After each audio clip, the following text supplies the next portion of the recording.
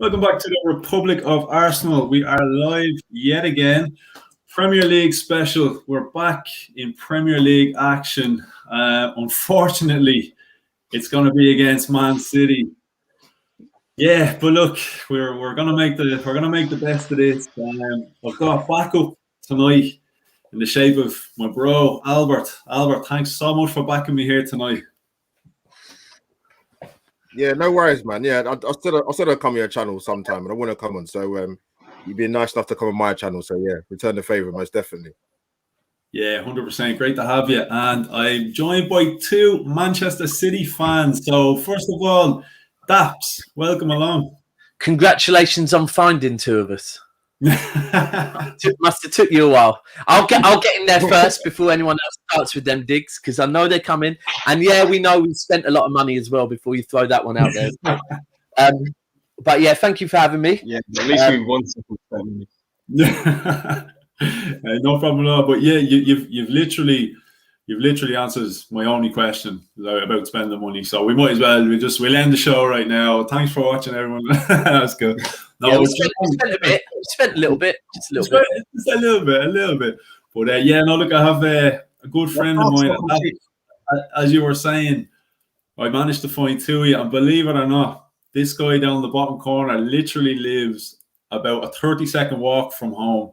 So I know him well. So John, I dragged you onto the stream. I'm slowly getting everyone on the stream. So you were next in line. So cheers for coming on. And do you know what that's? Pleasure to be here.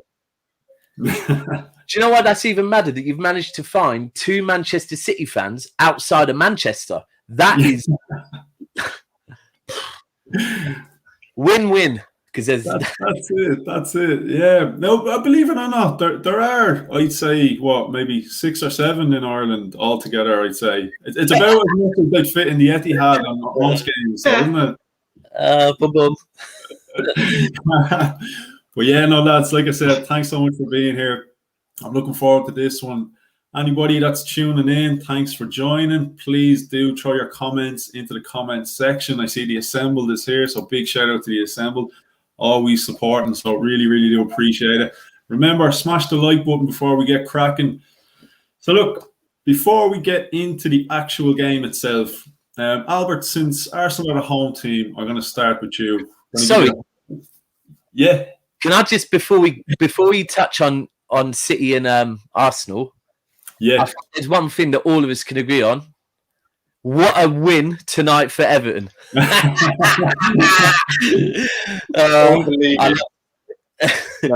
was. That was a massive win for them. 22 years. Wow. They did it for I enjoyed that. I did enjoy that. Now, again, I had plans to sit down and watch that game. Like that, I said, I'm not doing any recording until 10 o'clock tonight. It's going to be great. I'm going to sit down and watch the game. And then, of course, the missus decided, look, we need to go shopping. So, unfortunately, I didn't get to see any of it. So, I did come back. It was 2-0. I'm happy. All you need to know is Liverpool lost. Probably the worst title defence in the history of the Premier League. First time since many, many moons ago that anyone has won the Premier League and then lost 4 games on the bounce. And Salah was up to his usual tricks, diving all over the shop. Oh, my God. Yeah, honestly, it was ridiculous. Yeah, I did see a clip going around on Twitter of that. No one knew. Yeah, it's serious. You know what? It's got to a point now where it's cheating. Like you can't say he's done it once. You know what? Someone can make the mistake once. The guy's a cheat. It's that simple. So that's it. Hey, look, we might as well scrap the preview. We'll bash Salah. It's completely right. Liverpool. I'm all for the Liverpool slander all day long. No, but sorry to interrupt you, but I felt we had to toast to that. So no, hey, look, you're 100%. If you have something to say, feel free to say it. Especially if it's Liverpool slander, we're all for it on this channel. Or Tottenham, especially 100%. Yeah. So Albert, look, I'm gonna just slightly touch on the Benfica game before we get started. And the reason I bring up the Benfica game, obviously, one, this is our form going into the game. Myself, and big shout out to Souls. Souls is another massive gooner who came on, did a preview with me during the week. And another big shout out to Benfica fan Joe, who was absolutely brilliant, gave me such good insight into Benfica, what to expect. It was pretty much spot on. So look, the two guys came on. Myself and Souls were discussing, we talked about the Man City game, and we sort of said, maybe a lot of our team selection for Man City rests on how we actually do in the Benfica game. I was sort of saying, do we? I don't want to say just not compete in the City game and just rest everybody, because look, you have to. It's a Premier League game, regardless. You have to go for it. You have to try. I was hoping we might come out of that Benfica game a couple of goals to the good, and maybe it wouldn't matter too much. We find ourselves in a bit of an awkward situation now because, okay, we've got the away goal against Benfica, but it's still anyone's tie in the second leg. We didn't exactly do ourselves any favour by not putting that game to bed the other night. So, as I said, we're in a sticky situation. If you're Arteta, selection-wise, how do you approach the City game? I said that what it was, the players I would expect to come in tomorrow. With Arteta, I kind of not give up, but when it comes to first team picks that Arteta, he's very difficult to read sometimes, man. He can throw a curveball out of nowhere. You're thinking, why has he done that? You're like, what's the thinking behind your personnel, and why have you gone for that? But with that, short answer is I haven't got a clue what the guy's going to do after time. But I would expect tomorrow to see Pepe start, for example, Lacazette, Holding, and Martinelli. I'm going to put a question mark just because, and I said it yesterday on Clegg's channel. I don't know what Arteta sort of got. I don't know if I would say he's got a thing about Martinelli, but this sort of goes back to last season, really, where before the injury, he didn't really pick him. And I think for me, the alarming thing was when we played Villa a few weeks ago, where we're chasing the game 1-0 down. You've got all the strikers on the pitch apart from Martinelli, and he decides to put on Willian, and you don't put him on for like 5-10 minutes. What, Martinelli can't manage for 5 minutes? It's crazy. But so I would expect those 4 players to come in, mate. I was going to say, because right now, at the 2 games, the Benfica game's more important, right? Because that's your potential route into. Well, it's a trophy, and it's a potential route into the Champions League, right? Yeah. Yes. Yeah. You should have killed that one off. You should have killed that one, mate. 100%. I mean, the thing is, we didn't. I said to the guys, the first half, for example, against Benfica, I thought it was terrible. I thought both teams were poor. Really? And I did a watch along with that guy. I struggled to stay awake in the first half. I might as well gone to the library. It was that boring. But wasn't it at the library? Well, we were the away team, in the away team in Rome, but the next game's at the library. Sorry, in Athens, but no, I think the only slight positive for me is that I'd rather we have to score anyway, Anthony, going to that second leg, for example. So I'd rather we go in 1-1 at worst than a 0-0. I think a 0-0, if you're going away in the first leg away from home in a European tie, the worst result you can get is a 0-0. Yeah, absolutely. I don't care what anyone tells me. Ask Liverpool when they played Atletico Madrid. So, in terms of the game against tomorrow, mate, I would expect those 4 guys to come in. But as I said with Arteta, you haven't got how long's a piece of string with this guy? You never know what he's going to do. Yeah, no, that's 100%. And Daps, look, from a Man City perspective, what way are you expecting Guardiola to approach this one? City are 10 points clear, top of the table. Are Arsenal that big a threat, realistically, that you need to go out full strength? What way do you think he's going to line up? You know what, right? So when I look at Arsenal games with me, I look at it and it realistically, we should beat you. Generally, we beat you. And we don't just beat you home, we beat you home and away, generally. But so many of my friends are Arsenal, right?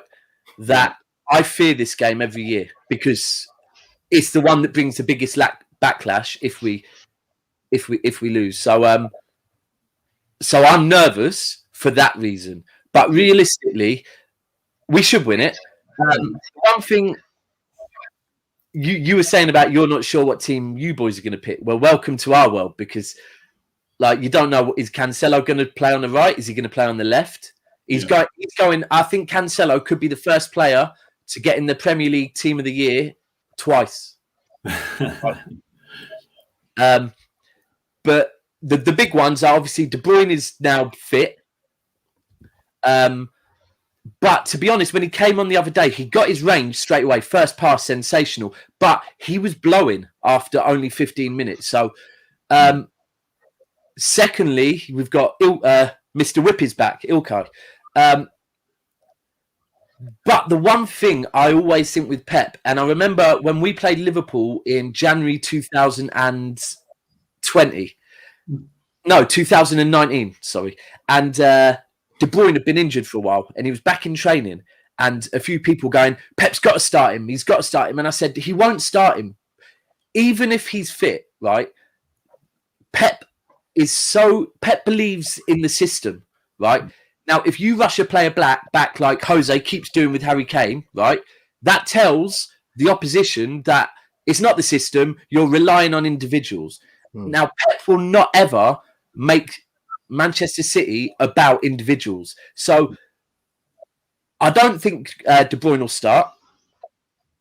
I think because Ilkay has only been out for a week, I think Ilkay might start. I think it was probably just a bit of a precaution. I think the centre-backs, it's going to be Diaz, but I don't know if it will be Stones or Laporte right now. Because Laporte started a couple. Aguero won't start. So it's just you know what? The way I kind of look at it now is Pep tries to get as many midfielders on that pitch as possible. That's just all he does. So yeah, I don't know if you saw Pep talking about Arteta this week. I've seen a couple of bits and pieces. Yeah, a couple of quotes. Yeah, it was quite nice. He said something about how. Firstly, he said Arteta doesn't need any help. He knows what he's doing, and believe in him because. And I saw it. His first press conference for your boys just showed me that he's taken on board the way Pep, the whole philosophy that you've got to flush out all of the negativity at your club. Yeah. From get everyone believing. And I think that's what he's doing at the moment. He is finding those players that have poor mentalities and he's getting rid of them. And he's bringing in players that have winning mentalities. But he also said that I thought was really good. And I think this is the reason for our dip in form last year. He said that Arteta is a very, very, very good friend of his, that when he's down, Arteta picks him up. So I kind of noticed when Arteta left us last year, our form dipped. And he's the one that had the relationship with all the players. So I keep telling all my friends that are Arsenal fans, believe in the guy, because I do think, like, you lot, even when you lose, you're losing, but kind of with an identity. Yeah, definitely. I think we're definitely starting to see that a bit more clear. And like what I've saying to people recently, you know, what was annoying people was the whole, you know, trust the process. And that's all well and good. But when you're going 7 games without a win, you know, people start to say, you know, the process doesn't work. At least now, okay, look, we lost that Wolves game. It was largely our own fault. We lost the Aston Villa game. You could see what they were trying to do. And just quickly going, but I just want to bring John in here. John, I just want to ask your opinion as well in terms of the lineup. Look, you've got Mönchengladbach up next. You know, as I said, 10 points clear at the top of the Premier League table. Is it an opportunity for Guardiola maybe take the foot off the gas slightly against Arsenal? Maybe do a favour for his good friend Mikel Arteta? No. God. All sport is about momentum. No. All sports is about momentum. Keep the win and run going. If someone's maybe not having a great time, if you win, it picks them up and then they can go into the next game. Yeah. And I think we're away in the first leg, aren't we? Yeah. Or are we home next leg? Yeah. I haven't looked at it, to be frank with you. Can't even remember. I'm not bothered about Mönchengladbach at all. I'm not. I said I'd rather the first game at home though. Yeah. And I'd always rather a leg at home, because in the second leg it doesn't. You know what you have to do. There's none of this away goals. If you beat by this, yeah, and there's none of this like how cruel have we been getting away goals and things like. No, I just think momentum. Just keep playing, lads. Keep playing the way, and just keep building momentum, and you're building confidence. That is exactly what Pep's about as well. It's all about momentum. Yeah. I was going to say, in Germany, are fans in the audience at the moment? Fans in the stadium, sorry. Anyone know? Couldn't tell you. I don't think so. I don't think so. See, that's something that I think really benefits. Surely not. And I think the no fans in stadiums really, really benefits Manchester City. And I'm not. Sorry, what's that? As their first leg, it's a neutral venue. You're playing in the Puskás Arena in Budapest, but City are away, so you still have an opportunity for some away goals as well. So I mean, I think we really benefit from playing in stadiums without fans. And I'm not saying because we occasionally have the stadium really pumping in Europe, but we don't like Europe. Our fans do not like Europe one bit, right? we hate Europe. But I think one thing that we've really seen is when there's fans not in the stadium, it is down to the team on the pitch, right? So if we're all being honest, Manchester City have an elite squad. So if there's no I do believe Liverpool's form is because they haven't got the cop behind them. So with City, when you put City's 11 on the pitch. So I think we really need to push that in Europe this year. But like I said, I don't really worry about that game. When I looked at February and I looked at the fixtures, we had a tough run in. Now, we did have Mönchengladbach this week. Mm-hmm. Then Mönchengladbach. Then we were due to have Chelsea next week. And that kind of really worried me, but that's been pushed back because of the FA Cup, obviously. So, but what I want to know is with you guys, do you think Saka will start? Personally, I hope not, because, like I said, I don't want to just give up a game. But and as pessimistic as I sound here, I think we could play 11 Bukayo Sakas and probably still come up a bit short against Man City. I just, like you said earlier, I think the Europa League, I think we just have to go for it now. I don't think we can afford to, play everybody, risk injuries. And then it's a tough one. It really is, because I am torn. It's just a City game. I just feel like, Albert, maybe you might feel different. Like City are 17 games on the bounce in all competitions without a defeat. Realistically, is it going to be Arsenal that ends that? Well, firstly, I'm not too sure about that, but I think City have conceded 15 league goals this season. I mean, that's immense. And that was 5 against Leicester before Diaz came. Yeah, and the thing is, with the Man City game, and when Guardiola came, the people talk about, they're good offensively, but defensively they can be got at. That's not the case this season. Yeah, they're good at both ends of the pitch. And I got to get a shout out to João Cancelo. Jesus Christ! I mean, that's how I want my right back to play, mate. But unfortunately, we've got Hector Bellerin. But that's another story, man. But I think Cancelo.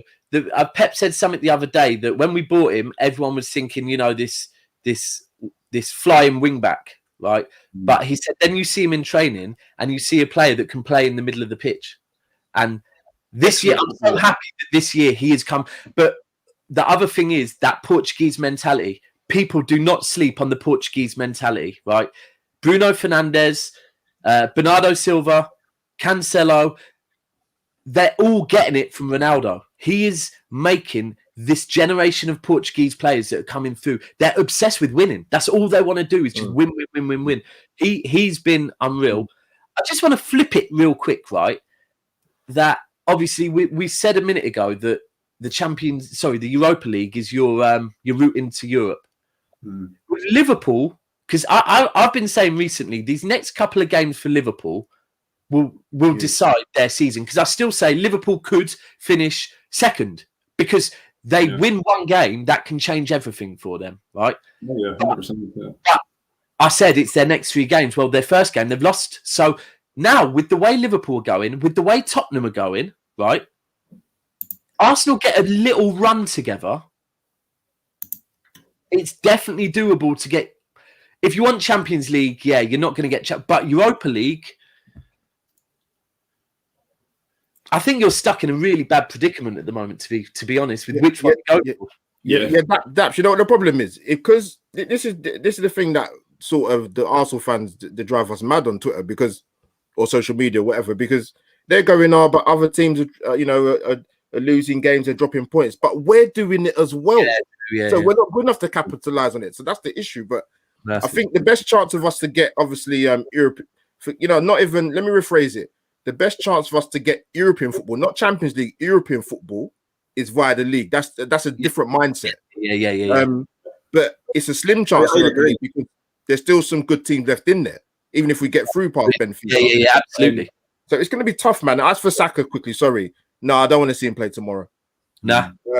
But I think my thing with Arteta is, particularly with youngsters, it'd be interesting what Daps and John thinks from like a different perspective. But people go, oh yeah, but how can they get tired? They're young. I don't care how old you are, you can get tired. It's possible. It can happen.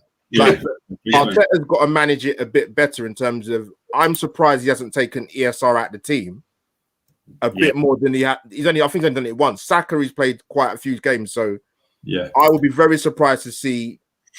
To be honest, both of them play tomorrow in regards to ESR and Saka, mate. You got it bang on. The thing is, with whether players can get tired or not, it's like it is down to the individual person. Like you'll see that. I remember, I think it was last season. It was when there was a lot of England games and Sterling and Walker and whatever else had all been away. Quite a few had been away on internationals, and we had the Charity Shield. And because they'd been away, they then got given extended holiday. And I think Sterling and Walker came back to training the day before the Charity Shield, right? And they started because and Pep came out and said their bodies are different. Their bodies are just crazy. Whereas players that have been in, I think like Aguero, one or two others that had extended but still returned before Sterling and Walker, they weren't fit enough because their bodies just aren't. People, it's everyone's different. So, what's your thoughts, John? I don't know. I think fitness-wise, it doesn't. I personally, I don't think it's fitness you do. Certain people have certain engines. Yeah, they just can't get over that line.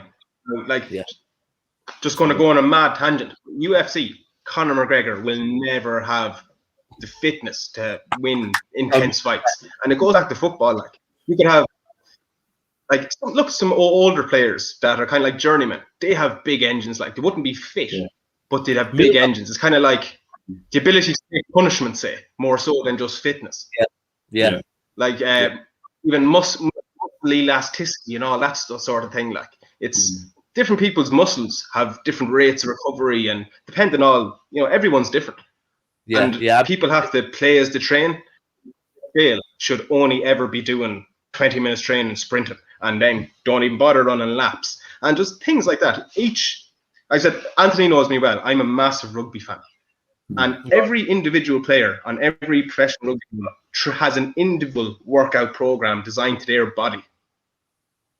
You don't run props around the field. You just don't. What's the point? What's the point in running your centre backs, getting them doing sprints? No, get them doing little short defensive things and leave it at that. Train people as they need to play. Yeah.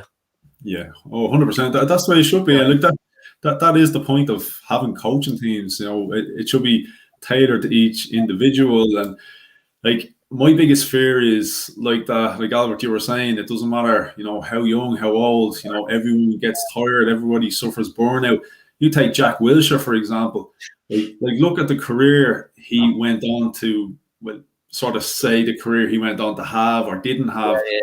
His first season breaking into the Arsenal team, I think he played 40 or 50 games. And then after that, we couldn't keep him fit for half a season, So my biggest fear would be, ESR, Bukayo Saka. This could potentially happen to these guys as well. And look, we're not the Arsenal of old where, you can handpick 2 or 3 from the academy every season who, okay, they're not going to be world class, but they'd be decent enough to go on to do a job, even temporarily. And we've just got seriously lucky with this current crop of youngsters, these 2 lads, ESR and Saka. These guys might not come around for the next 20 years again. And I actually see a comment there from Sulls. Arsenal is the cure for injuries. I think that's more reflected at the fact that I think Aguero and De Bruyne out for God knows how long. They always seem to make it back for the Arsenal game. If only we were the cure for injuries for our own players. Aguero is a great one to talk about with injuries because, if you look at the number of goals he scored, right, and how injured that guy is, like I don't think he's ever had a season at City that he's been. I've been having 1 or 2 back and forth with a few City fans that want to give him an extension, and I've said, look, if the guy, he's a legend, right? Don't get me wrong. Sergio Aguero is an absolute legend. His goal ratio is insane, right? And how professional he's been with City and everything, great. But if he can't keep fit for the rest of this season, we do not extend his contract, right? Because that is 250 grand a week. And City won't extend his contract. They won't. They will not extend his contract. If we want to bring him, and to be honest with you, right now, the way we are playing, does he even suit our system anymore? Like, I'm a real big fan of Gabriel Jesus as well. I think he gets a lot of stick, but his running off the ball, right? Firstly, he leads our press. Yeah. When he's on the pitch, the press is different, right? Secondly, his running off the ball, he'll be down the middle, left, right. He creates havoc. He just creates space everywhere because he's a menace with his running. I just wish he'd get a few more goals. But I want to come back to Saka because we have to talk about Saka, right? So there's a lot of talk. I don't know if this is everywhere or just in my groups, but Saka Foden, right? And it needs to stop, right? And I'm not saying it needs to stop because Foden is... It needs to stop because both of them are sensational ballers. The reason why I love Saka is at his age, to have the football knowledge and the football brain to play left back and then play up top, right? Yeah. Left back and right back, they are the hardest positions to get right, yeah? Because you have to do both. So for him to do that, then play up top. And, all right, the fact is, Foden is an impact player. Take the Everton game the other day. He wasn't that great, but he just pops up and scores, right? He is an impact player. He will get goals. He will get assists. It's what he does, right? And Pep's noticed it. And obviously, he's noticed it early. He's the first to hit the box. But Saka even went for England when I think Sterling scored 2, got an assist. Saka didn't score. However, he was active as fuck. He was everywhere. Like, the guy's football brain for his age is sensational. Yeah, no, unbelievable. And like that, it's easy as an Arsenal fan to forget he's still only 19. Like this kid he's carried us this season. He really has. Like it's been a serious coming of age for Bukayo Saka. And like you were saying, Daps, the footballing IQ of this kid too. Like, it's one thing to be stuck in at left back. And okay, I might be a little bit harsh on Ainsley Maitland-Niles here, but Ainsley Maitland-Niles, you could throw him in as a left wing back, as a right wing back, as a centre midfielder, as a right winger. He can play all these positions. Does he play it better than our starting options? I don't believe so. He's capable, the same as Alex Oxlade-Chamberlain when he was with us. He was capable of doing a job. Bukayo Saka, you stick him in at left wing back, right wing, you could probably stick him up front or in goal. He'd probably be our best option. And that just tells you how good the guy actually is. It's one thing to be asked to fill a role. It's another thing to fill the role and be our best option in that role.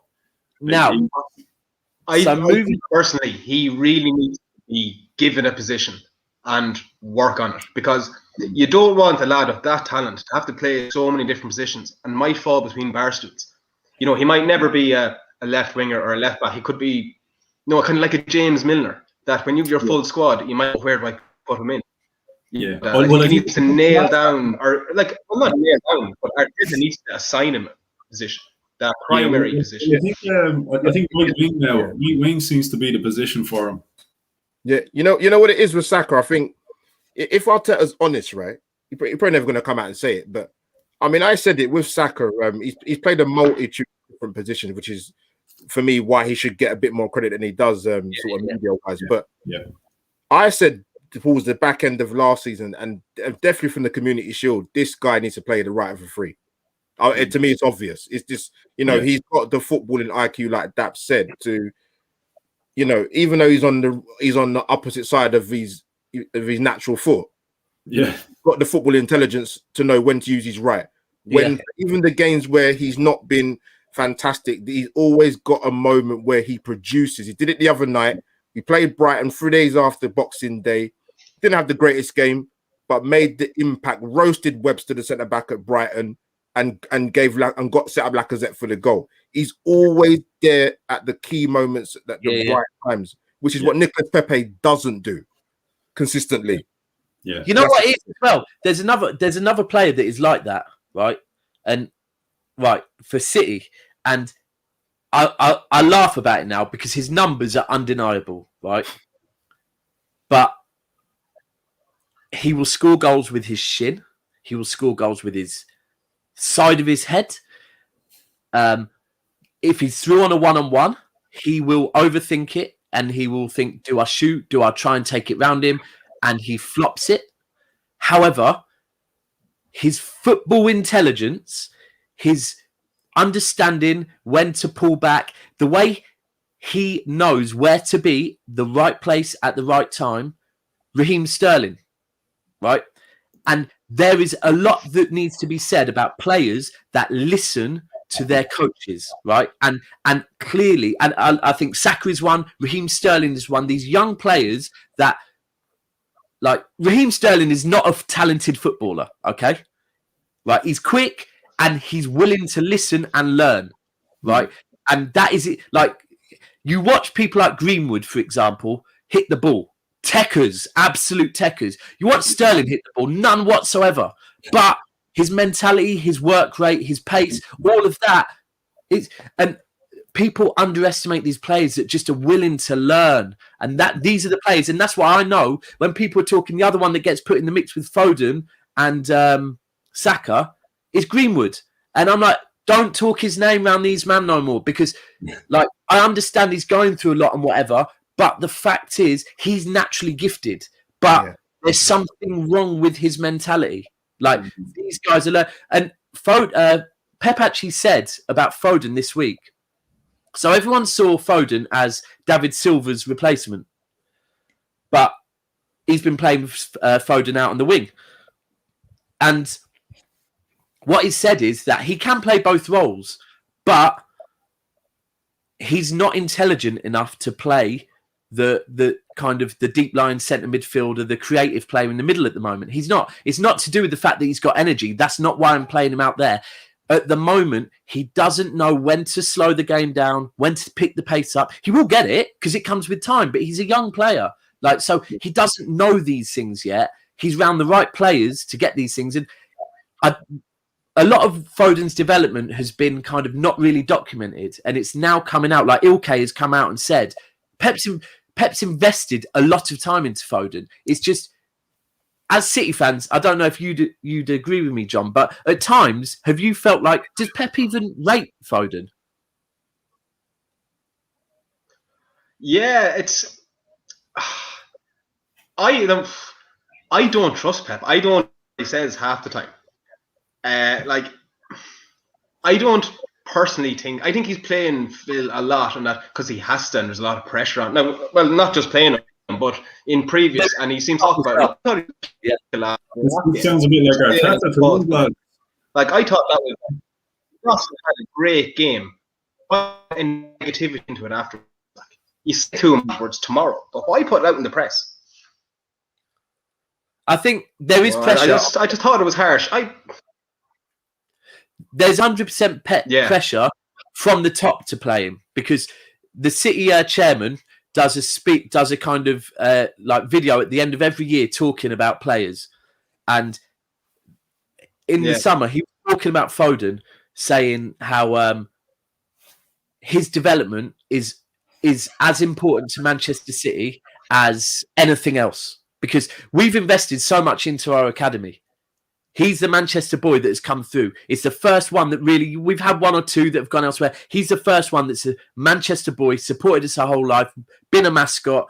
So it's so important. So there is that pressure. But what Ilko was saying is that Pep manages players the way he manages them. He doesn't manage players for the media. So he has actually been invested in Foden, but he's not going to do it just for the media. So it's behind closed doors. Like, I didn't realise until I watched a Foden interview a couple of months ago that David Silva was a mentor to him. And Foden was saying how much he misses David Silva. But it's never been documented anywhere. It's just... But yeah, and I do get it. He was elected.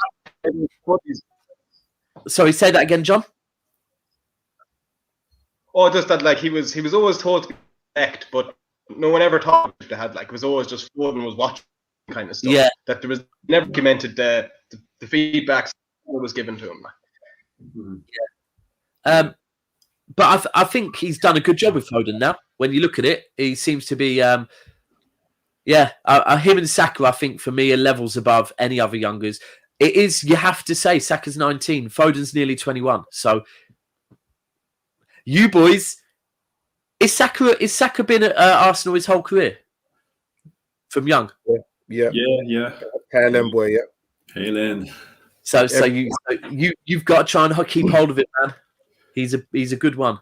Yeah, well, look, my fear is that you can see, for a guy so young to be able to take on, the roles he's taken on, he's almost, okay, he's not like a Patrick Vieira kind of, he leads by example kind of a player. He just gets stuck in, head down, just does what he's supposed to do. My fear is, the longer Arsenal remains stagnant, okay, we produce these players, like, how do we keep them? Like Albert, how do we hang on to Smith Rowe? How do we hang on to Bukayo Saka? Like, how long before these big clubs come looking at Bukayo Saka? No, you took the words out of my mouth. This is the issue, because as much as we tied these guys down on big contracts, listen, football's a short career, firstly. Secondly, these guys can change their mind. If the club are not matching the ambition, they will want to go. It's simple as that. So Arsenal needs to be very, very careful where we're going in the next 2 to 3 years in terms of the likes of ESR and Saka, because it's fantastic and great bringing in a Thomas Partey, but then the same token is, what have you got around Thomas Partey for him to flourish as well? So you can't expect the likes of ESR and Saka to stay. So Arsenal needs to be very, very careful, because they could get this horribly wrong again. The one thing I would say is, though, I like how Arteta has cleared your wage bill massively, right? And you do have money. And it's a debate I always have with my friends, and I'll admit it. Arsenal are a big team, okay? They're a very big team, right? If these boys, like Saka's a Arsenal boy, Smith Rowe, I know he's from Croydon, right? But is he a Arsenal through and through as well? I think he may have been at Chelsea when he was very, very young. I think he was maybe, like, I'm talking maybe 6, 7 kind of. But if you keep their wages right, and the fact they've got love for you, and you are a big team, I think you've got a while on both of them. To be frank, I can't see either of them leaving you for a while yet, because they're young enough. And the thing is, especially with Saka's playing for England, so and this is something, not to go off on a tangent too much, but everyone's saying Grealish will leave Villa, and I'm saying, well, they've rewarded him with a pay rise. He's a Villa boy that's seen them. He's their captain. He's brought them back up to the Premier League. And they are progressing. They're getting better. So therefore, why would he leave? I'm not saying he won't, but he's a Villa boy. He's got a pay rise. Why would he leave? And I think the same with Saka at the moment. I think you'll hold on to him for a while. Smith Rowe, maybe, I don't know so much about Smith Rowe, but Saka, I think you hold on to. Is Abba back, or was that just a one-hit wonder the other day? You would have thought so with the missed. I mean, listen, we as Arsenal fans, we've lambasted the defense for years. We've lambasted the midfield for being too slow, the transitions poor. So when the strikers don't do their job, you can criticize them. Yeah. You should have had back-to-back hat tricks. Yeah. Like, I don't know. Listen, I'm not saying strikers miss chances. I hear that argument, but this is an European tie. This is a knockout stage. This is crucial. You have 3 excellent chances. So, Anthony, you'll know with Arsenal Twitter world, we don't create chances. We don't have no one to pass the ball to Aubameyang and Lacazette. But that's not the excuse on Thursday night. Yeah. We had gilt-edged chances to bury that tie in the first leg, and we didn't. Yeah, well, definitely. Like that, it's a bit of a 50-50 for me. Obviously, look, he had a complete stinker. We could have been 3 or 4 goals to the good. Maybe we would have been looking at the Man City tie going, well, you know what? We can afford to be a little bit more competitive now because maybe we can take the foot off the gas against Benfica a little bit.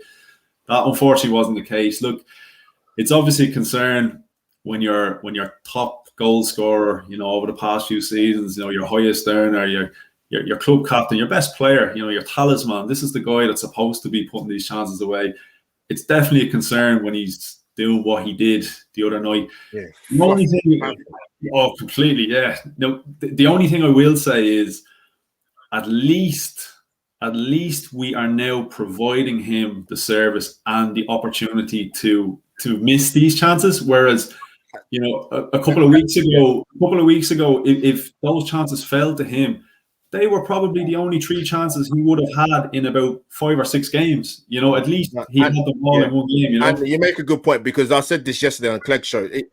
Because before his performances in the 2 and a bit months, we understand the stuff outside of football, but his form was terrible. Yeah, it was. I mean, he wasn't even getting into the positions to have shots at goal, let alone getting chances. But at least he's in the position to actually be with a chance to score. But that I'll give him that. But gilt-edged chances, mate. So it's left the tie in the balance, unfortunately, mate. Yeah. What do you reckon, though, Albert? Do you reckon put him back out on the left? Do you reckon leave him in the centre? On the left. What I would do, I've said this 1,000 times. You would have seen. If you're going to play the 4-2-3-1 formation, it's either Lacazette or Aubameyang. You don't play them both in the side. Yeah. Period. Mm-hmm. But that's Arteta's job. They have to be either one or the other, because you have to look at the balance of the team. Yeah. I hate to say it, but I think Arsenal have looked their best this season when Lacazette's playing. In that central, because he holds he's got a better all-round game. Yeah, 100%. You know what? There seems to be a bit more of a connection with the youngers. I've noticed as well. Yeah, Daps. It's no coincidence, mate. We play that formation. You've got runners, you've got people that go beyond the strikers, which wasn't happening for about 2.5, 3 months and for a part of this season. So it makes it easier for the likes of Lacazette or Aubameyang when they're the main striker, when you've got runners either side and who are more creative, or more dynamic, or more energy. So it's no coincidence. So that's why they're looking a bit better and getting more chances, because you've got the creativity behind them. I feel like with Lacazette, I think if he's given a lot of trust, I think I could see a captain in Lacazette. I really could. I'm a big Lacazette fan, by the way. I'm a big Lacazette fan. I was going to touch on Gabriel. What's your thoughts on, because when Gabriel arrived at your club, and the opening kind of month and a half of the season, I thought you'd got a steal on him, but gone a bit off the boil now, maybe. I think a lot of it depends who you partner him with. Like, whether you love him or hate him, I definitely think he plays better alongside David Luiz than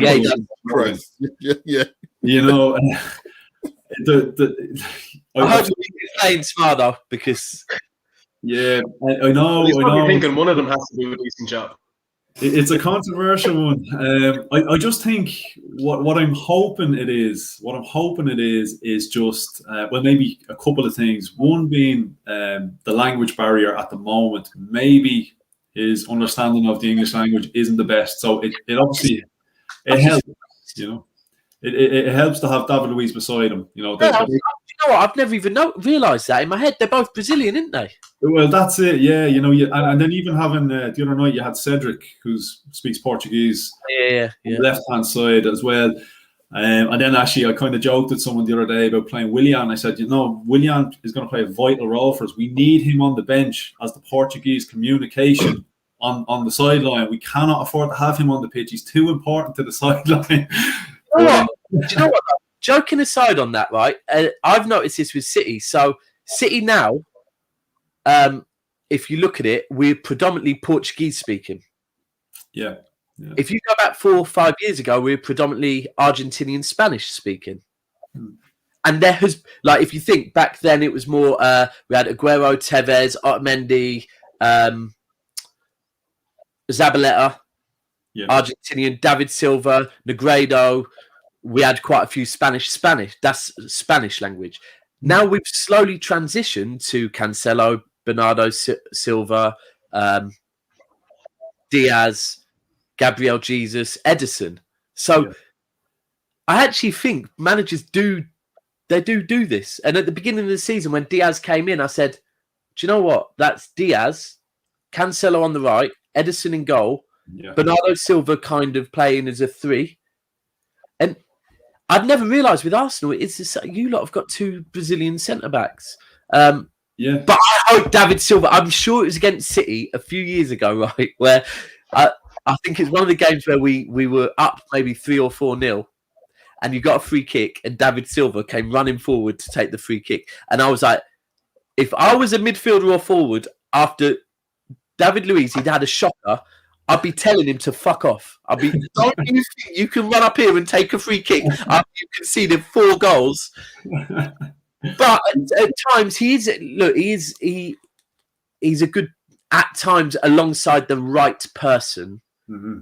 He is a good defender. I mean, when Brazil alongside Thiago Silva, but that is generally how it works, and like that's kind of one of the feelings I have about David Luiz. As I said, I think the problem is you have David Luiz, you're playing beside Gabriel, and like that you have the communication, probably the better understanding. I think David Luiz is, for the most part, he's a good organizer, and I think he's good at organising the defence. I think the problem is he's not very good at organising himself. Is the problem? And in all honesty, all jokes aside, I think he's a good player to have. He's a communicator. He tells people where to be, where to go, what to do. The problem is he forgets to do it himself. And I think for a large part, you're 100% right with that. And I think the same kind of goes for Granit Xhaka. I think Granit Xhaka is a handy guy to have on the pitch because he's good. He's good at doing that. The problem is by doing that and concentrating on everybody else, he forgets to do his job. I think that's the problem. We don't have multitaskers in the team. We just don't. You know what? Go on, Daps. Sorry, mate. I was going to say there's a lot that's been. I've touched on this on 1 or 2 other podcasts. That if we go back maybe 3-4 years, maybe 5 years ago, right, there was this whole, and I think in football there's this massive buzzword thing. So at the moment, the double pivot, everyone wants to talk about a bloody double pivot, right?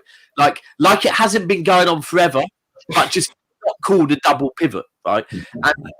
And an old term that used to be used a lot was utility player, right? So Pablo Zabaleta was a utility player. When he arrived at City, he was actually a defensive midfielder.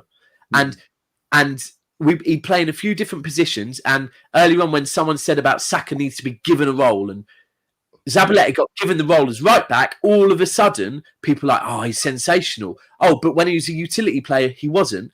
The same with players like James Milner. Utility player. But now I feel like football's evolved that it is no longer seen as a utility player, and Saka is a prime example.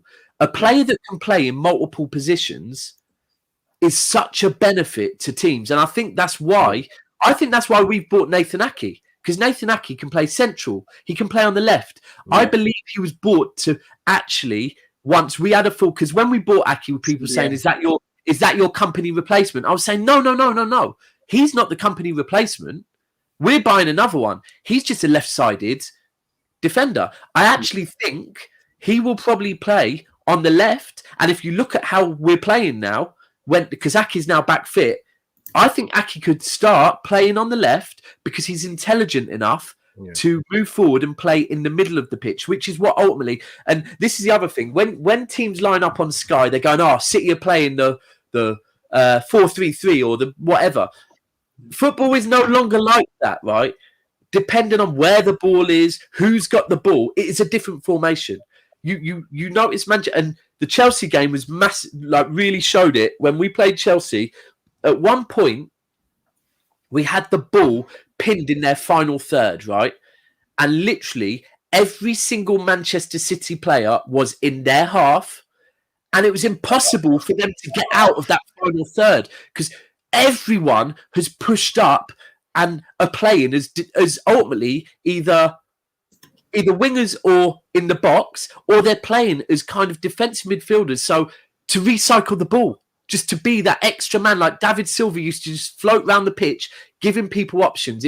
If you've got 3 or 4 players on you, David Silva will pop up and go, "Give me the ball." You'll give him the ball, he'll give it straight back to you. But the minute you've given him the ball, the 3 players run at him, he's giving it back to you, off you go. And this is what I think Pep is really trying to do, that complete overload in midfield and just pin people back. And that is where you need these players that can play in multiple positions. Yeah, definitely. And what you were saying there about that style of midfielder, I think that's what's sort of holding Arteta and Arsenal back. We don't have those ball progressors. Maybe Thomas Partey when he's 100% fit, but there's Dani Ceballos, El Neni, Granit Xhaka, too slow. Yeah, not enough.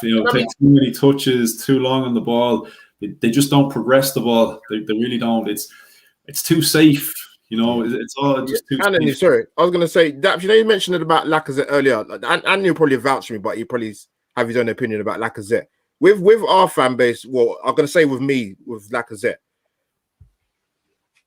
I don't personally think he's worked out his time at Arsenal personally. His best goals return in total in all, I think, was Emery's first season. I think Emery's first season, 19 goals in all competitions. I just think he misses too many gilt-edged chances to be. And the thing is, Daps, the only reason why we got him was because Atletico Madrid were on a transfer ban, and that's the only reason why we got Lacazette. But I think because we're in a situation again at Arsenal in terms of players' contracts, he does need to be moved on, mate. If I was being ultra ruthless at Arsenal, him and Nketiah, one of them would have been gone already. But Lacazette, you'd move on. Yeah, 100%. Wow. See, this is the thing that I'm a big fan of Lacazette. One of my close friends who I run Never a Foul with, who's Arsenal, is a big fan of Lacazette. Then our other best mate is not, and he's a big Aubameyang fan. Now, the one thing that I would say is, and this isn't just about Lacazette, but it kind of... when Arsenal sign players, sometimes they take a bloody long time to embed them into the team and give them a run. And I feel when Lacazette joined you, that was the exact thing with him, that he wasn't given that, like, it was kind of bit part here and there. And I've noticed it with a few players. Like, I mean, I like Lacazette. No, I would not move him on. Daps, you know what it is? He's record against the top 6. He's got a pretty. I think he's scored against all of them. He's a big game player, but I just think through the course of the season, he's not the answer. I see someone in the chat say so Aubameyang doesn't miss gilt-edged chances. The difference with Aubameyang and Lacazette to that comment in the chat is if you look at Aubameyang's goal scoring record for Arsenal in comparison to Lacazette, there's no comparison there. Yeah, no, there isn't. I think the thing is, right, that it's all depends on what is gonna, like, who's gonna replace him if you move him on. You know what it is? Go on, Andy. Go on, bro. Go on. I'll be honest about Lacazette, because I always say this when people comment on City players. I say, listen, you watch Match of the Day, right? So you see what the media want to show you of that player. So I'm not going to sit here and say I watch every single Arsenal game. So it seems to be a thing that Arsenal fans generally aren't as hot on Lacazette as... And you'll find it that, like, take Fernandinho as an example. I was screaming Fernandinho's name long before everyone else got on Fernandinho, because as a City fan, and John will vouch for this, you watch every game, so you see these players that offer more. So if Arsenal fans are telling me, listen, there's flaws in Lacazette, I get it. There must be. I mean, United fans say the same about Martial. I don't know about that one, but... Yeah, and I think with Lacazette a little bit, Anthony, I don't know, you might agree. I think it is a bit of a fitness issue with him, because you'll get a good 60, 70 minutes out of him. And to be honest, after that, he's gone. Yeah. Do you know what? Like, maybe he was a bit unlucky from the day he arrived, because first of all, look, he cost 50 million. For 50 million, you're expecting at least 20 goals a season. I'm sorry. Especially when he joined, because when he joined, 50 million was more than it is now. Exactly. Nowadays, so 50 million gets you a bang average player. It's kind of almost the starting negotiation price is 50 million nowadays. But like that, if you're a fullback going to City, it's 50 million. Yeah, exactly. But like that, maybe coming from Ligue 1 in France as well, he was a lot more prolific. I don't think we took into account a lot of his goals came from the penalty spot as well. So maybe that slightly padded his goal scoring tally. I think what we were expecting was from Lacazette. I think a lot of us looked at, again, this is why I always tell people it's dangerous. You watch a YouTube clip of a player, you're only going to see the moments where he beats a man. You're only going to see the moments where he's scoring goals. You're going to look at him, and I think we looked at him almost as, that Aubameyang style of player. He looked quick, he looked sharp, he looked like he could finish from all angles. He has not been that style of player. And I think, unfortunately for him as well, he's been asked to play a role that I don't think has ever actually suited his style of play. Like, it kills me to say this now, and I don't think I appreciated the guy while he was there. But Olivier Giroud, I think, is the ideal man to have been playing in that role that Lacazette has been asked to play maybe the last 2-3 seasons. You know what? We went on that run of 7 games out of win, and all we did was cross the ball. I mean, 36 crosses against Wolves. You tell me Olivier Giroud wouldn't have scored a hat-trick, I was going to say, Anthony, we're trying to keep this civil, and this is probably the most civil conversation I've had with Arsenal fans for a long time. Trust me, with my mates, all they turn to is talking about money, talking about we're a small team and blah, blah, blah, blah, blah. But what you were saying there, I don't think he was given the right chances when he joined your team. Mm-hmm. But I forgot what I was going to say now. No, Anthony, you make a good point, to be fair, in terms of the way we play now. Yeah. Giroud would have been better suited to the system that we're playing now, because if Arteta's on the thing of you want your fullbacks to, be an attacking outlet, then the problem with our fullbacks at Arsenal. No, let me rephrase that. The problem with one of the aspects of our fullbacks at Arsenal, they can't cross. Yeah. Bellerin. Yeah. Don't get me started. In fairness, as you see there from the assembled, I think Lacazette got intimidated when Aubameyang arrived, and when you look at Lacazette's, I agree. I think he thought he was going to be the main man. Yeah, absolutely. Like, I'd be upset if I signed for a club like Arsenal and you brought him as striker in straight after me. Was it like 6 months to a year later he got brought in? I think it's a season. It was a season after, sure. Yeah. I think it was. Yeah. He didn't have the best season, so what message? You have to sign a striker for 50 million. You have to give him more than a season, especially when he's French. Yeah. French have terrible mentality. And yeah, they do. Thank you. I'm really glad you touched on this, because I was saying this to one of my friends earlier when they were talking about Martial. And I said, with France players, it's not a coincidence. There are quite a few French players whose mentality is not very good, right? And I feel that with Martial now, because Martial 5 seasons in, he's not. And you look at Pepe, maybe that might be the same with him. But what I was going to say is, is when you brought up YouTube. I'm trying to keep this really civil, but you Arsenal boys love YouTube. You love YouTube. Yeah. Not all of us, mate. Going back to Giroud, what a player. And I see Giroud very similar to Edin Dzeko for us, right? Okay. Yeah. Every club needs these players that they're almost happy to play second fiddle. They're almost happy to be plan B. They're happy to be that near post player. And I think both of them are the same. You start them and they'll probably miss their first 4 or 5 chances, right? You bring them on as a sub, you throw the ball at the front post, they're scoring, right? And Giroud has shown it this season. And even when you look at Giroud for France, however much hype there is around any other player, Giroud is keeping his position for France. Deschamps loves him, yeah, absolutely. And he kept Lacazette off the World Cup side, didn't he? Yeah, because the thing is, numbers don't lie. He gets goals. He gets goals. His mentality is clearly correct. And what I think there's a lot that's also not said about people that are willing to be squad players. Yeah.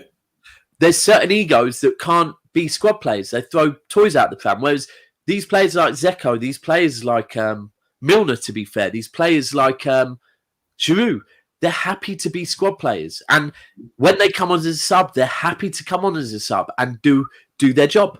Yeah. So I think you missed out on him. Letting him go. Yeah, I think so, definitely. Look, in terms of Lacazette, see, shout out Holly, Gunner girl there. I think Lacazette was once very good for a season, just gradually dropped off.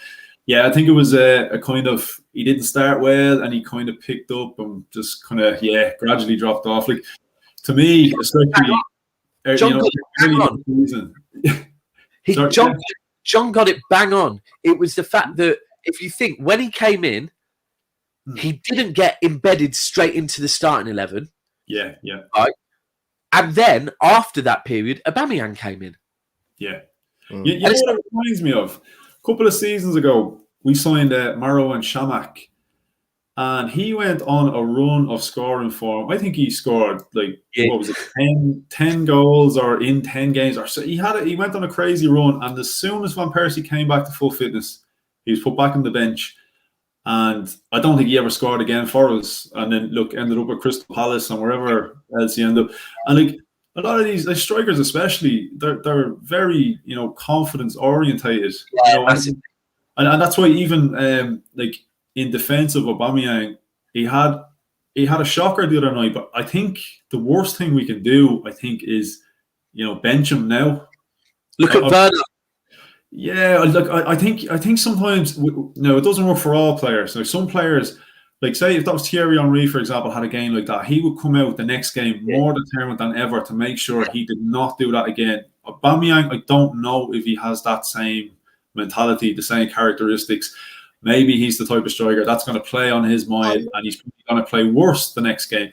But for me, I just think, look, you just tell the guy, don't cry about it. Pick yourself up, get out there and make it right this time. I think the worst thing you can do, especially with the strikers we have, as I said, I think so much confidence orientated in around our forward players outside of Bukayo Saka. And that kid, I don't think it will bother him. If he had a shocker, I think he has that right mentality. Very few of them in our squad, maybe Kieran Tierney. Kieran Tierney has a bad game. He's not going to do it again. I think this is I think Daps might have been you that was saying, Arteta is trying to get rid of that mentality of player, bring in this more winning mentality. I definitely think that's right. And look, why we have the City fans here, we try not to go on too much longer. I don't want to keep you too late because it's getting on now. But I guess we have to have the Arteta conversation. You know Arteta. John, I'll start with you. Look, the Arsenal fans are torn. It's Albert, I'm sure you're going to have plenty to say on this. From a City perspective, what do you think? First of all, what did you make of the appointment? And, what are your feelings on Arteta as, first of all, the Arsenal coach and now full manager this season? I was gutted when he left us because he's seemed like that cog that just connected the players. Pep was going doing his mad and all this crack on the sideline, and then like Arteta was going up and had a word with a fella then. And I don't know, I thought he gelled everyone. And tactically, he seemed like, I watched the documentary, and they seemed to be tactically on the same level somewhat. Well, like they wanted the same things. I thought it was a bit too soon to go to Arsenal. I like, he couldn't say no, but I would have rather if he was. I want to see him do well. I would have rather he was. You're saying your next manager, like give someone time to sort out that. And the same as Frank at Chelsea. Like they kind of, it was just wrong timing. But it was bad timing. Like Arteta, he's like when he plays in the FA Cup, he played 3-4-3. Like he has these moments of genius, like, and he can't do them. But I don't know. He seems a bit too nice of a guy to have started off at the head job. I think he might get a bit more steel under somebody and then go, because he had harsh decisions. And I don't think like the likes of Aubameyang, he dropped him or anything. I don't know. I think he could have done with a bit more experience. But as I said, I'd like to see him do well, and he has all the ability. I think so. From my side, I agree with you. All City fans, let's be very clear. We became slight more in favour of Arsenal when Arteta moved there, right? Because you know what, we're not bitter fans. We're very easy to please, City fans, and we like everyone. So if you've come to City and you've put some time in City, we're cheering for you, right? But you touched on the documentary, and there's one bit that really stood out in the documentary to me, which was when it was after some sort of meeting in one of their rooms with all the players, and afterwards Arteta kept Pep back, and they were talking, and when I say talking, it was Arteta telling Pep, right? So the documentary is very clear that Pep doesn't have that much of a relationship with the players, right? He's the manager. When he tells them what to do, he shouts at them.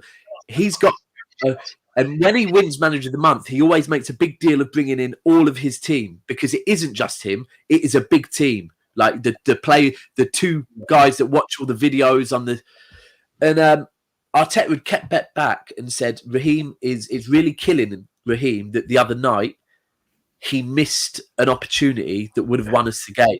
And he was telling Pep this. He was saying it's really killing him. And Pep was going, but did you remind him? And Arteta goes, yeah, I told him, but how many games have you won for us, Raheem? And it was very clear to me that Arteta was the guy that had the relationship with all of the players, right? Because I think Pep tries to keep that relationship a bit distant. And I think that's why when he left, it not only impacted Pep, I think it impacted the whole of Manchester City. Yeah. And then, so that I was sad about him going. Like John thought, I thought he went too soon, but he nearly went the season before, right? Yeah, my understanding was he was interviewed and he basically had the job, but Emery came in last minute. And yeah, look, as you can understand, he had the CV to back it up. He'd done his time. Sevilla, Valencia, Spartak Moscow, PSG. He's won the Europa League. What was it, 3 or 4 seasons? He's won the French League. And most importantly, and this is why I think Pep took him on, when Pep came to Manchester City, he brought all of his team with him, but he kept, what's his name? The ex-United guy. Brian Kidd. He kept Brian Kidd, and he took on Arteta. Arteta has Premier League experience. That's what he needed, a Spanish colleague with Premier League experience. You touched on Lampard, and what I've said a few things about Lampard. I felt Lampard got the Chelsea job way too soon. Yeah. I feel like John Terry is doing a very, very good job getting all this experience as a coach where the limelight is not on you, right? Yeah. Premier League experience just to the side. And because if we look at Henry, when Henry was a coach for Belgium, he looked brilliant as a coach, right? But everything changes when you become a manager. When you become a manager, everything is on you, right? Yeah. So all of a sudden, your relationship with players is not the same, because if you lose a game, you know you're the one that has to stand up. So you will maybe speak to players that little bit different. Yeah. And I think like that's maybe where Henry has changed as a manager. And I think with Arteta, because he is a nice guy, there's no way we're all rooting for him. He's a nice guy. And I think like I said, I think he's doing the right thing with the mentality. But you Arsenal boys, you won't wait too long before you start calling for his head. You know what? There's a portion of the fan base have been calling for 6 months as it is, which me personally I think is crazy. But I just want to bring Albert in here. Daps made a good point there. Was talking about Arteta at the coach, and guys doing their time elsewhere. And ideally, look, as John even pointed out, look, maybe it was bad timing. If you're Arteta, you're not going to say no to an opportunity like Arsenal. It probably was too soon, but I think we saw last season Arteta came in. He got the best out of a lot of players that were underperforming. We had an 8th place finish, which in hindsight, when he took over, wasn't a bad job. He got them to an FA Cup final. He won the FA Cup. This season, Arteta the coach has become Arteta the manager. Was management a step too much for him too soon? God, this is going to take ages to explain. But hey, I've got all night. You raised a good point. So the thing is, firstly, what I will say, football has changed immeasurably in the sense of, we can't go around the merry-go-round of the same managers: Pulis, Allardyce, Mark Hughes. I can't think of any like. It's Hughes now. We've got like the main big guys in Pep, Klopp, and you could say what you want about Mourinho. So I get it. Like Nagelsmann in Leipzig has probably sort of changed the dynamic with a lot of people around Europe and thinking, you know what, we could go for experience, but maybe we'll give Steven Gerrard his first job at Rangers and Lampard his first job at Derby, or Frank walks into Chelsea, Wayne Rooney at Derby with no experience. It might they might be lucky enough, it might just pay off. But that's what I'll say, generally speaking. With Arteta, they was going to give him a job the first time round. But let's be honest, the Arsenal board bottled it and went for Emery because that came out of nowhere. Apparently, the guy gave the best ever PowerPoint presentation in the history of PowerPoint in Unai Emery to get the job. So I remember, to have your first job in management at a club as big as Arsenal. The club should not be putting that kind of pressure or putting somebody in that type of position. It's too big a job. Arsenal are in a mess. They were in a mess when he took over. You can't expect a guy to come to Arsenal Football Club, the third biggest club in England, and expect him to work a miracle. We ain't won the league for 17 years.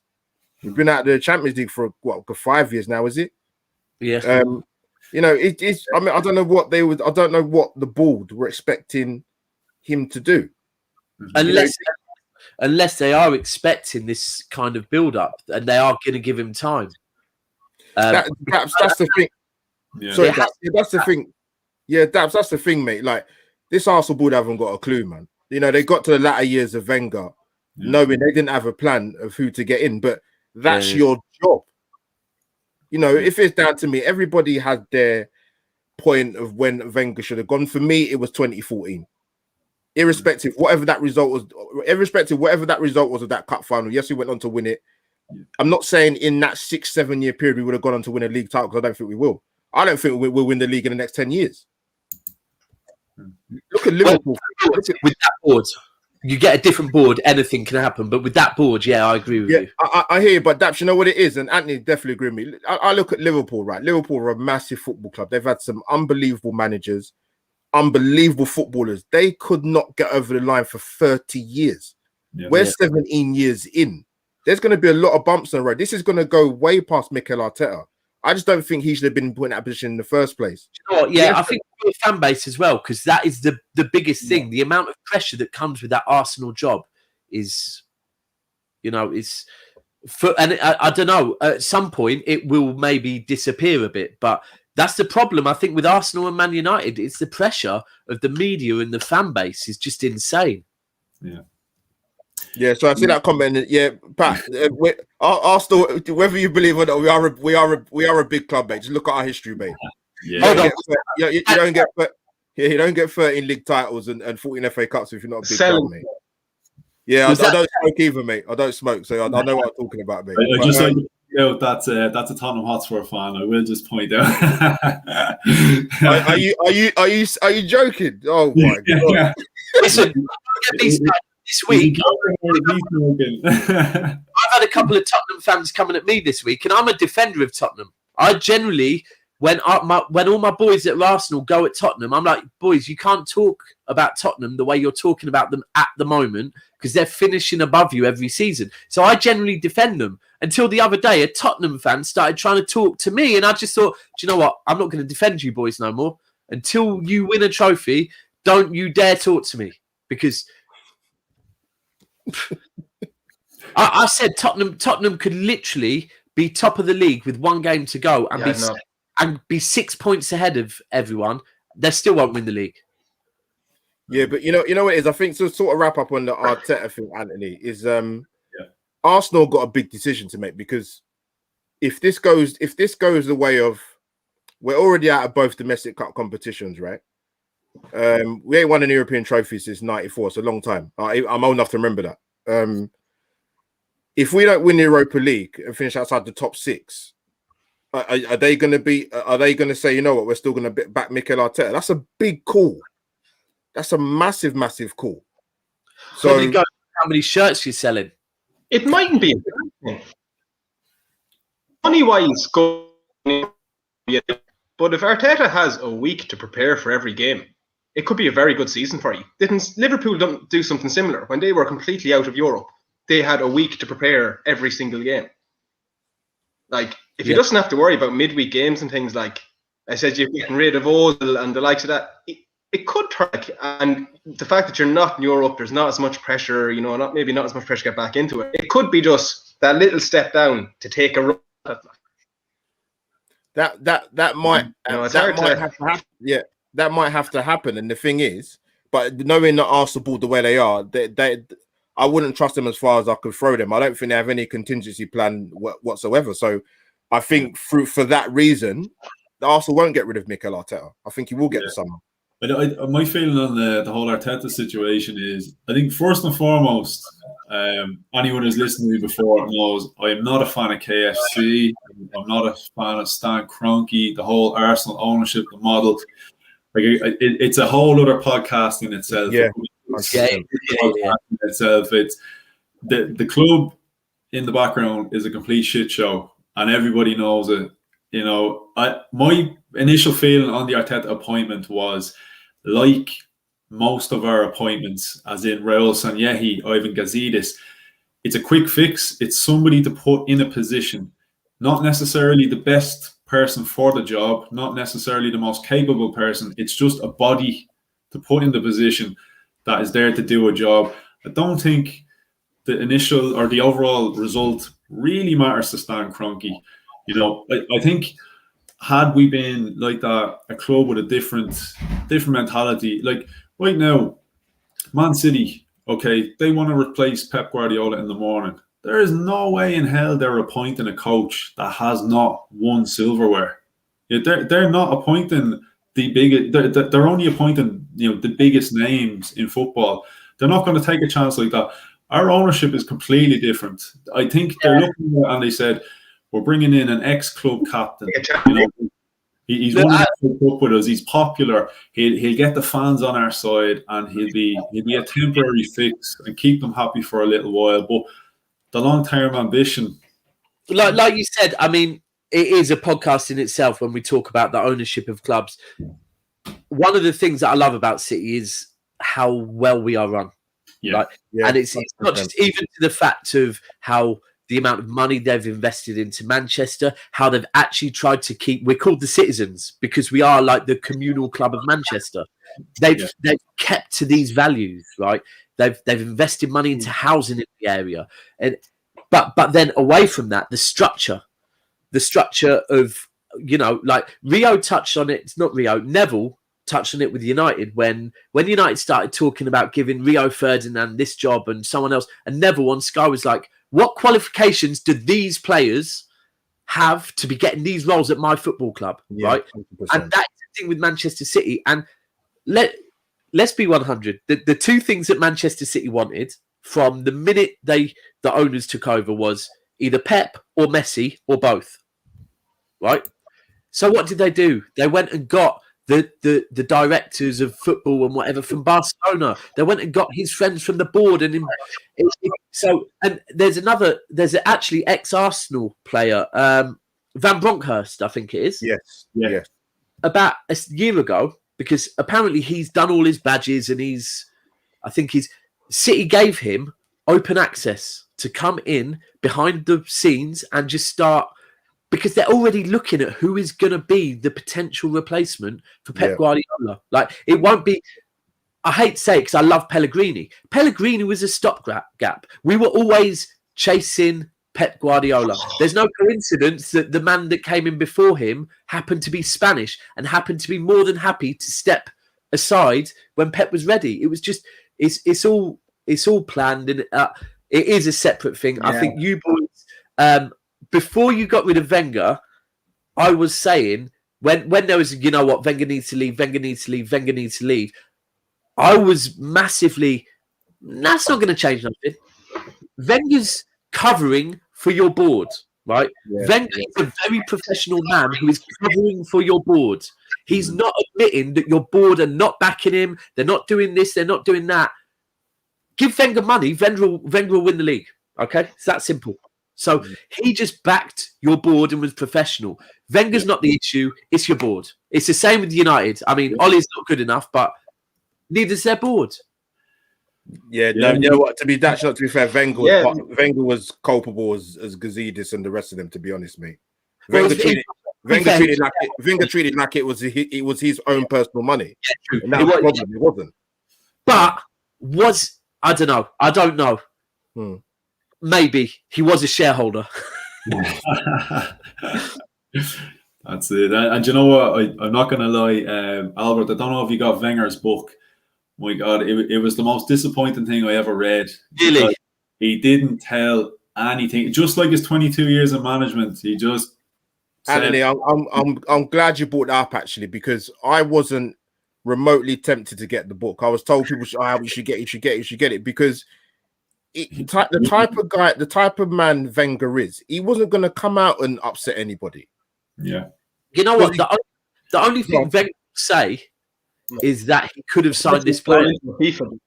Yeah. All he says is how he could have signed this player. So this week he came out that he could have signed Mbappe, but you didn't. You could have signed Yaya Toure, but you didn't. Yeah. All these players you could have signed. It's like, you didn't. Yeah. If anything, it makes you look worse that you almost signed him, but you couldn't get the deal over the line. Like, you had Cristiano Ronaldo at the training ground, and then he ended up at Man United. You know, apparently he was signing Ronaldinho, but he couldn't get a work permit. But then he went elsewhere. You know, I don't know if you ever saw the interview with Henry on Sky Sports. It was Henry. I think it was Henry Neville Carragher, and Henry was breaking down what went wrong at Arsenal after the Invincibles.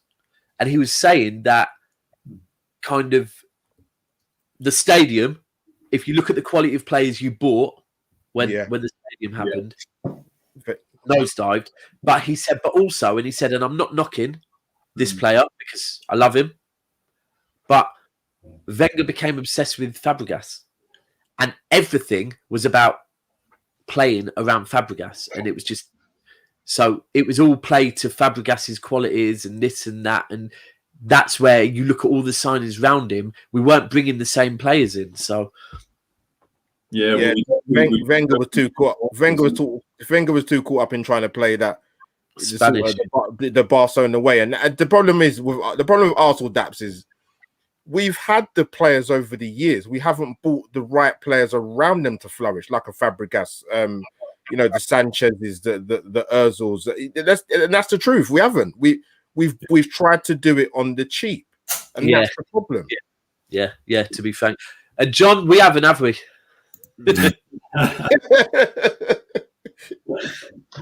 No. Like we'll take like a 42 million pop at Mangani for an old red card and an own goal, send them to Newcastle, come back and pick up a Premier League medal. Yeah, we won't talk about it. It's nice being a City fan at the moment. It is. Yeah, no, it is. Yeah, Arsenal could beat us tomorrow. Now. Yeah, well, look, lads. It's just like remember we lost to season, Anthony, in the first game. City did. I came into you the day before and I was like, we're going to lose against Norwich. Just there. Yeah, it's just one of them games. I think tomorrow could be one of them. Yeah, it's there's no reason you should. But it might happen. So you probably. Yeah. Well, look. Before we wrap it up, what we're going to do is. Albert, I'm going to show you. This is the predicted lineup. No, not so much the predicted lineup. This is the lineup I kind of would like to see. Now I know I'm not going to get it. I just want to get your thoughts. I just want to see what you make of this. This is my feeling of a rested but somewhat competitive side. And you know, anyone in the chats, you can let me know. Absolutely slaughter me. It's all good. So I'm just going to throw this lineup out there. So. Thoughts on that lineup there if we were to go with something like that tomorrow? Is Partey injured? Partey, I think, is nearly back, but I'm not including him because I don't want to risk losing Partey for the rest of the season. Yeah, I think you're right. Yeah, I mean, if that lineup comes out, I'm all for it. Yeah, I thought you would be. No, I thought you would be. I look at El Nani and I think lovely. He's not good. Sorry, El Nani's not good enough for Arsenal Football Club. No, I agree with you. Again, look, my thinking behind it is Matt Ryan. I think, look, just give him a run out. You know what I mean? It's better than the alternative of playing Runerson. I have Benfica in mind. Holding should be fit to play. Pablo Marie, I think, look, he needs the minutes. Chambers needs the minutes. He's had a couple of under 23 games. Tierney needs the minutes. And then I'm just playing because there's nobody else. Danny Ceballos. I just think, look, Granit Xhaka, whether you love him, hate him, look, he's available, he's fit, ready to go every single game. I'm thinking at this stage, possibly, is Granit Xhaka possibly in need of a rest? Like, he never ever gets a breather. Will we see a different Granit Xhaka? Will we get more consistency out of him if we actually start resting and rotating him? He plays every minute of every single game. Do you know what? When I look at this lineup, you're probably going to move on to predictions. And like I said, I worry about tomorrow because of my friends being Arsenal, right? However, when you've put this up, and when we know how Manchester City overload the midfield, I shouldn't be. That midfield, I'm sorry, against an organised, well-oiled, experienced, winning mentality Manchester City midfield is going to get torn to pieces. Like, I'm sorry, but Sterling's going to be it's just agree. I mean, I look at the front. I look at the three behind Lacazette, and I think that's kind of exciting. And that those three players could come in thinking, you know what, we've got nothing to lose. Let's go out, unless we're playing against an elite team. Let's make a name for ourselves, right? Yeah. Odegaard's just joined you. Martinelli has had injuries and whatever. Both of them are spoken about, but those two behind them, not good enough. Yeah, well, look, the alternative is we know either Ceballos or Elneny is going to play, and one of them is going to play probably with Granit Xhaka because we know Partey's not there, and we just don't have anybody else. So it's either going to be a combination of Elneny and Xhaka, Elneny Ceballos, or Ceballos and Xhaka. And my thinking is, I just want to see Xhaka get a rest because he had a poor game the other night. He has been good the past couple of weeks. The guy never, ever, ever gets a breather. You know, I think we need to start managing him a little bit better. Like we said, you know, no matter what your age, you're gonna have the sore legs eventually. He just never gets a breather, and maybe I know I have a bit of a. It's probably slightly thrown the game kind of a lineup there, because I'm more throwing guys out as if it was a Carabao Cup game. Just get them a couple of minutes. My thoughts on it is, yeah, I've definitely got Benfica in mind. I don't want to risk any injuries. I want to see Tierney, get a run out. I want to see Pablo get a run out. Chambers as well. Like he's been on the bench a couple of times and he hasn't really got onto the pitch. Just give him a game, give him a game. I think Cedric and Bellerin, they're both playing a lot of football. Martinelli, again, Pepe, Lacazette should be fit, ready to go. I'm just feeling like, as I said at the beginning, we could play 11 Bukayo Sakas, and I still honestly think we're going to lose this game regardless. I think, a bit of game management, rest a few players for Benfica, get a few minutes under the belt for a couple of guys in. Look, again, maybe it's a bit of a defeatist attitude, but are we really expected to win this game regardless? It is, Albert, you may not agree at all with anything I'm saying here, but would you risk playing the guys that we need for Benfica in a game that, are we going to win with our strongest 11? What I would say is, I think Arsenal fans need to ask themselves the question, mate. Would you prefer 3 points tomorrow and get knocked out of Europe, or take a loss tomorrow and get through on Thursday? That's the first thing I would say. Yeah. In regards to the team you put up, I would actually put Bellerin in instead of Chambers, and I'd have Cedric instead of Tierney.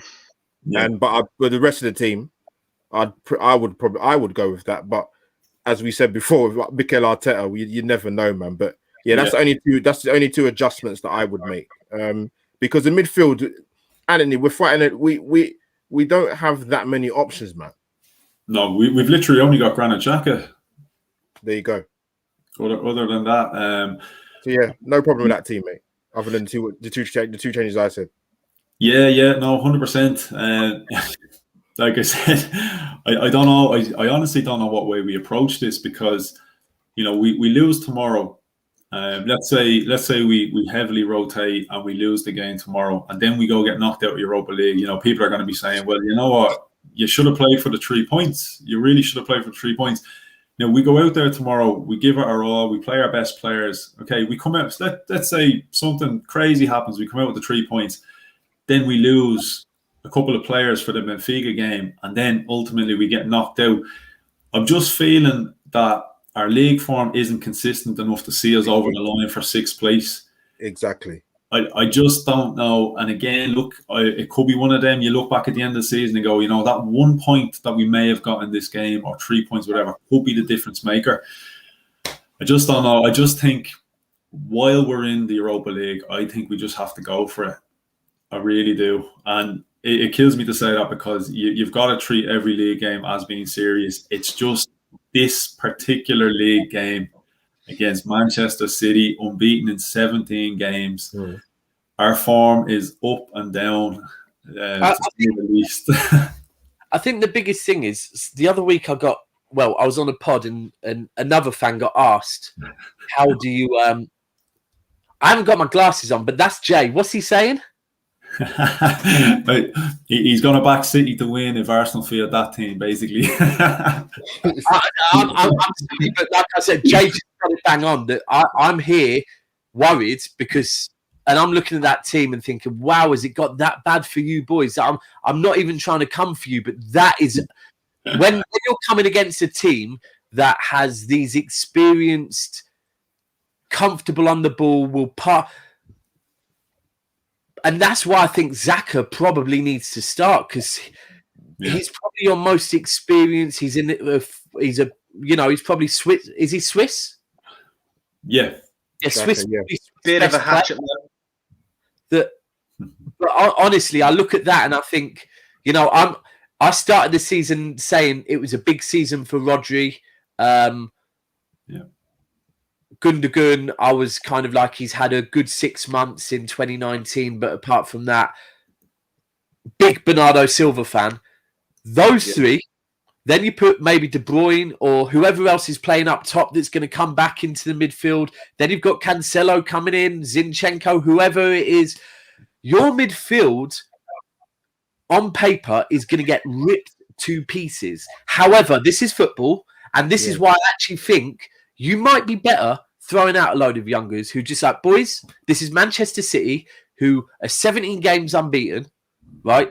Yeah. Go and enjoy the game. And sometimes youngers play with no fear because you put out that El Nani is not cutting it. Youth and arrogance will always. Yeah. Well, I did see a great quote. I can't remember who it was by, but they were speaking about the young players and sort of saying, the reason why these young players go out there and play, free without fear is because the established players have made mistakes in their career and it still sticks with them. Whereas these young kids haven't yet experienced making the mistake in front of 60,000 people until they've made those errors. They're completely, just play your game. So let's look. It is getting late, and I really do appreciate the time you've given me here. So just before we wrap up, you look like you want to say something first. Yeah, go for it. I just kind of I feel, that putting up that team sheet there, has kind of hit home for me how you two boys must feel, right? Because recently I've been looking at our midfield, right? And we've played, one of them's moved on now, but in fact, two of them have moved on. But recently, we have had a midfield of Yaya Toure, Fernandinho, Kevin De Bruyne, and David Silva, right? So if I went from that to what I just saw there, and the reason I say that is because from you guys have experienced Overmars, Pires, Vieira. All right, Ray Parlour wasn't a sensational name, but he did a job, right? Yeah, good player. Petit. And then you're looking at that and it's like, what has happened to my club? Yeah. Hey, believe it or not, it has been worse. Remember the days of Alex Song coming through with Frimpong, and we've had a few.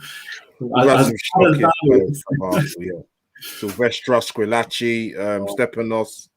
Jesus Christ, man. Andre Santos. I got told that Coquelin was the best defensive midfielder in the Premier League by an Arsenal fan. And that's the same Coquelin who Wenger sent out on loan to Charlton. Unbelievable. Yeah. I was going to ask, was that Arsenal fan Arsene Wenger by any chance? I was told that Guendouzi is an absolute ruler as well. Actually, Albert, just before I go, I need to ask you that question there. I don't know about that one. Would you swap the invincible season for more success? No, that the question, the similar question, not similar, but the question that was probably been asked of Arsenal fans: would you swap the invincible season to win the Champions League, lose a game in that season, win the Champions League? That's the question you should be asking. You know what? Listen, that's Jay, right? So Jay, hold tight, Jay. Jay runs the Blue Wave on our channel. He's a Chelsea boy, right? And this week he's had the whole of, I'm going to say City, but I think he's had the whole of Twitter doing. He put up a tweet the other night about Manchester City. Like, it doesn't matter, we're irrelevant. Like, no one cares about Manchester City. And he then had the whole of Manchester City's fan base go at him, right? And he was like, I never realised there were that many fans. I don't know where they've come from. But he seems to get these little questions out there that really prick people. And I think that one right there, because obviously we all know Chelsea's won the Champions League, and City and Arsenal have. Yeah. And it's a killer in it because we can't say anything back to it. We just sit there and go, yeah, all right. Yeah, it's a great question. It is a great question. It's a horrible scenario, but it is a good question. How many points did you win the league by that season? Oh, God. Someone in the chat. Go on, is Russell in the chat? Go on, Russ. Tell us, mate. Or where's the assemble? The assemble is always good for these. Because then that makes it really relevant. Because would you have lost one game that's to win the Champions League? Yeah, that's a question that's been posed to us before. I what did I say? I actually said, Champions League. You know what pains me is because Chelsea were the first London clubs to do it, innit? That's what pains me. It's a tough question. You drew a lot that season, didn't you? Yeah, we do. I think we drew about 12 games or 13 games. Yeah, we had 90 points and Chelsea had 79. Can I just tell you, we had 100 points the other season. Just put it out there. And did you also know you could actually go unbeaten all season and still get relegated? It's possible. No, you could 100%. The invincible. No one else has done 38 points. Well done. Big achievement. No, it is 100%. It is. Shout out to a player that we all know, Kolo Toure, invincible twice. Did at Celtic as well. You know what? Kolo Toure's got one hell of a career, isn't he? Yeah, very, very underrated player. Very player. He steadied the ship with us as well, alongside Company early days and whatever. Probably the reason why Yaya signed for us, if I'm being honest. Yeah, well, it was all the fat burners he was taking. Well, lads, prediction time before we wrap up. John, I'll go to you first. Now be kind. Now, be kind. Yeah. Oh, prediction. Prediction time, yeah. Yee 3-1. Kyle Walker give a penalty and get sent off. Ooh. Times, yeah, 100% agree with you. Kyle Walker's a liability. Yeah, he is. But I don't know if you lot clocked the other day when we played Everton. Godfrey tried to outrun Walker. Walker literally looked at him and started laughing, and then just his pace is insane. But yeah, he gives away a penalty or two, doesn't he? I was going to say you were saying about a player that scored, Lacazette. Scored a lot of penalties. I was going to say we should take him at City because we need one of them at the moment. We can't score them. Who are you going to go to next then, Anthony? I'll go to you, Daps. Go on, you go for a while there. 2-1 City. Which sounds awful after I've slated your midfield for half the programme. But I'm really, really pessimistic. So I manage my mental health by kind of really making out that City are never going to do well. And then I'm never got that. So, but I can't look at that team and think you're going to win. I'm sorry. Well, look, hopefully you won't be looking at that team tomorrow that I put out there. I'm just saying that was my team. I cannot... Actually, do you know what? It's going to be an Arteta team tomorrow, so you'll see Willian in the lineup. So that's a given. I think we both want to see Foden and Saka on the pitch as well. Yeah. Oh, look, do you know what? I think Arteta, again, when it comes to... He's playing against his mentor. I cannot see him fielding purposely outside of that Carabao Cup game. Look, obviously, that's a different story altogether. He wants to get one over Guardiola. You know he does. He's not the best. He did last season. FA Cup last season. Yeah.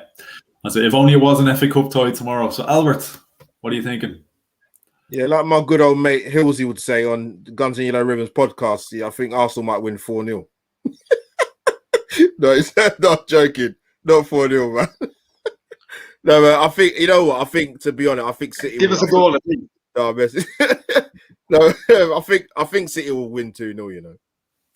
That's the same as esteemed company, the City channel said 2-0 earlier. I think that could. We ain't been since 2015. That's home or away, I think, in the league. Well, apart from in the league, league. Our run against you boys is.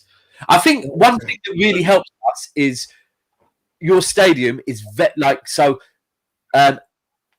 Robbie was saying that usually Arsenal, all right, they might lose away from home, but they usually pull man back to the carpet, as you refer to it. And usually you do all right, but against City you don't. Now I think that is because your pitch is very similar to our pitch. It's very wide. There's a lot of space, and